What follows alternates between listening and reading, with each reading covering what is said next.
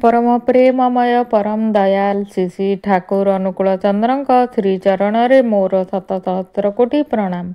परम आराध्या जगज्जननी बड़माଙ୍କ श्रीचरणरे मोर प्रणाम। परम पूज्यपाद बड़दाଙ୍କ श्रीचरणरे मोर प्रणाम। पूज्यपाद आचार्य देवଙ୍କ श्रीचरणरे प्रणाम।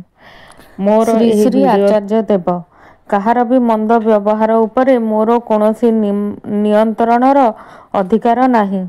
मु मोर निजर आचरणटा नियंत्रण करिपारे जेपरि सेईटा परिशुद्ध हुए। अन्य माने मो सहित कि आचरण करूछंती ताहा मोर देखिवा दरकार नाही, किंतु तार सेही आचरण पई मु मोर निजर अस्तित्वटाकू टळमळ हेबाकू देबी नाही। एही जे निरवच्छिन्न मग्न रहिबा एईटा ही व्यक्तित्व को गढ़े। मग्नता जदि ठाकुरंक ठारे थाए तेबे व्यक्तित्वर प्रकाशटा भी ठाकुरंक अनुसारे हेबो। मु समाजर जेउ पदमर्यादार मनीष हुए ना काहींकी मोर चलनटी सर्वत्र ठाकुरंक अनुसारे हबो। श्री श्री आचार्य देव प्रत्येक मनीष मध्यरे चारि धरणर क्षमता थाए।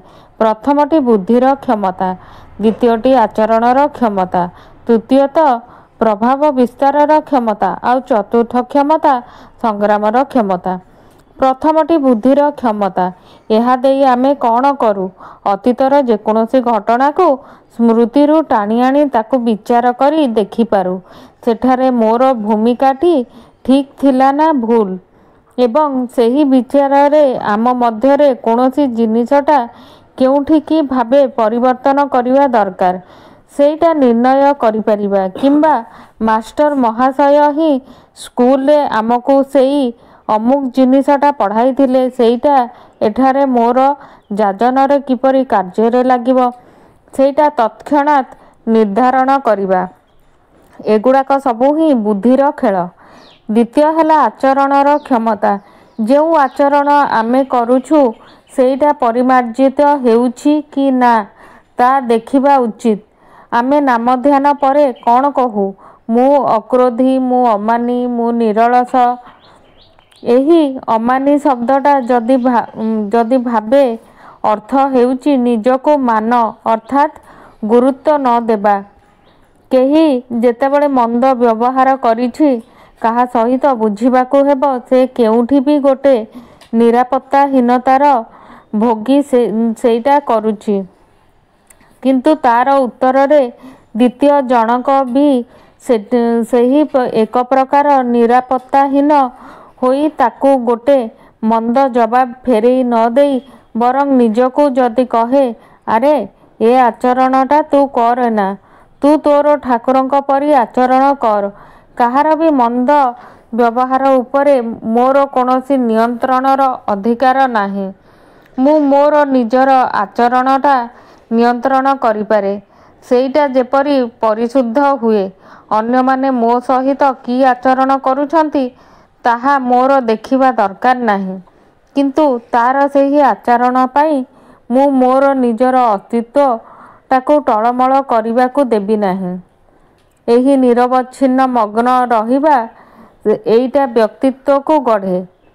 मग्नता जदि ठाकुरंक ठारे थाए तेबे व्यक्तित्वर प्रकाशटा ठाकुरंक अनुसारे हेबो। मु समाजर जेउटा पदमर्यादा मनीष हुए ना काहींकी मोर चलनटी सर्वत्र ठाकुरंक अनुसारे ही हबो। मनीषर चतुर्थ क्षमता है संग्राम। श्री श्री आचार्य देव कहिले मृत्यु भी जदि आसे मु मृत्युर आखि रखी कहिबी देख मु एबे युद्ध करूची तोर संगे कथा हेबा पई समय मोर। मनीषर चतुर्थ क्षमता है संग्राम। श्री श्री आचार्य देव कहिचंती मृत्यु भी जदि आसे मु मृत्युर आखि रखी कहिबी देख एबे मु युद्ध करूची तो संगे कथा हेबा पई समय मोर नाही। विपदरे मु भय पाइबी काहींकी? ठाकुर तो मो सहित सबु समय रे अछंती, किंतु एही विपद समय रे ही जणा जीव मु ठाकुरंक सहित अछि कि नाही, तांको निर्भर करी अछि कि नाही। ଚତୁର୍ଥ କ୍ଷମତା ହେଲା ସଂଗ୍ରାମର କ୍ଷମତା। କାହାର ବି ସ୍ତ୍ରୀ କର୍କଟ ରୋଗ କିମ୍ବା ପୁଅର ଚାକିରି ହେଉନି କିମ୍ବା ଝିଅର ବିବାହ ହେଉନି, ତାର ମୁଣ୍ଡ ଘୂରେଇ ଯାଇଛି ସେଥିରେ। ଏହା ଅର୍ଥ ସେହି ବ୍ୟକ୍ତିର ସଂଗ୍ରାମ କ୍ଷମତା ଦୁର୍ବଳ। ଏହି ଦୁର୍ବଳତା କେତେବେଳେ ଆସେ? ଯେତେବେଳେ ନିର୍ଭରତା ନଥାଏ। ନିର୍ଭରତା ନାହିଁ, ତେଣୁ ନିର୍ଭୟ ହୋଇପାରେନା। ଠାକୁରଙ୍କର ଜନୈକ କର୍ମୀ ଦୀକ୍ଷା ଦେବାକୁ ବାହାରିବେ। ଏହି ସମୟରେ ଦେଖାଗଲା ତାଙ୍କର ଆସନ୍ନ ସନ୍ତାନ ସମ୍ଭବା ପୁତ୍ରବଧୂ ଭୟଙ୍କର ଭାବେ ବିପଦଗ୍ରସ୍ତ। ଗର୍ଭ ମଧ୍ୟରେ ଶିଶୁ ଓଲଟି ଯାଇଛି। ତାର ନାଭି ଜଡ଼ିତ ହୋଇଯାଇଛି ବେକରେ। ଏପଟେ ସନ୍ତାନର ମା ହିମୋଗ୍ଲୋବିନ୍ ମାତ୍ରା ବି କମ୍। ମା ଆଉ ଶିଶୁ ମଧ୍ୟରେ କୌଣସି ଜଣକର ପ୍ରାଣ ଯିବ ହିଁ। ସେହି କର୍ମୀ କେତୋଟି ମୁହୂର୍ତ୍ତ କ'ଣ ଚିନ୍ତା କଲେ। ତାପରେ କୌଣସି ଆଡ଼େ ନ ଚାହିଁ ପାଞ୍ଜାର ମୁଣା ଆଉ ଦଣ୍ଡ ହାତରେ ଧରି ବାହାରିବା ପାଇଁ ଉଠି ଛିଡ଼ା ହେଲେ। ତାର ପୁଅ ଆଉ ତ ବାପାଙ୍କ ଉପରେ ରାଗି ଅଗ୍ନିଶର୍ମା, ସ୍ତ୍ରୀ ବିଷୟରେ ହତବାକ୍। ଘରେ ଏହି ପରିସ୍ଥିତି, ଆଉ ସିଏ ଦୀକ୍ଷା ଦେବାକୁ ବାହାରିଛନ୍ତି। ସେ କିନ୍ତୁ କାହାର କଥାରେ କୌଣସି କର୍ଣ୍ଣପାତ କରିଲେ ନାହିଁ। ବାହାରିଗଲେ। ଯଥାରୀତି ଦୀକ୍ଷାର ସମସ୍ତ କାର୍ଯ୍ୟକ୍ରମ ଶେଷ କରି ଯେତେବେଳେ ସନ୍ଧ୍ୟାରେ ଘରକୁ ଫେରିଲେ, ତାଙ୍କର ପୁଅ ସେତେବେଳେ ଆସି ପାଦରେ ଲୋଟି ପଡ଼ି କାନ୍ଦୁଛି, ବାପା ମୋତେ କ୍ଷମା କରିଦିଅ, ମୁଁ ବୁଝିପାରିଲିନି। ଜଣାଗଲା ଏହା ମଧ୍ୟରେ ବୋହୂର ଗର୍ଭରେ ଶିଶୁ କିପରି ଭାବରେ ଯେପରି ପୁନଶ୍ଚ ସଠିକ୍ ଦିଗରେ ବୁଲି ପଡ଼ିଛି। ତା ଗଳାର ଫାଶ ବି ଖୋଲି ଯାଇଛି। ସମ୍ପୂର୍ଣ୍ଣ ନିରାପଦରେ ପ୍ରସବ ହୋଇଛି। ତାହେଲେ ଶ୍ୟାମ ରଖୁ ନା କୁଳ ରଖୁ? ମୁଁ ତୁମକୁ ହିଁ ରଖିବି ଶ୍ୟାମ। ଏଇଟା ହିଁ ହେଉଛି ସଂଗ୍ରାମର ଗଳ୍ପ। ମୃତ୍ୟୁ ବି ଯଦି ଆସେ, ମୁଁ ମୃତ୍ୟୁର ଆଗରେ ଆଖି ରଖି କହିବି, ଦେଖ ମୁଁ ଏବେ ଯୁଦ୍ଧ କରୁଛି। ତୋର ସଙ୍ଗେ କଥା ହେବା ପାଇଁ ମୋର ସମୟ ନାହିଁ। ବିପଦରେ ମୁଁ ଭୟ ପାଇବି କାହିଁକି?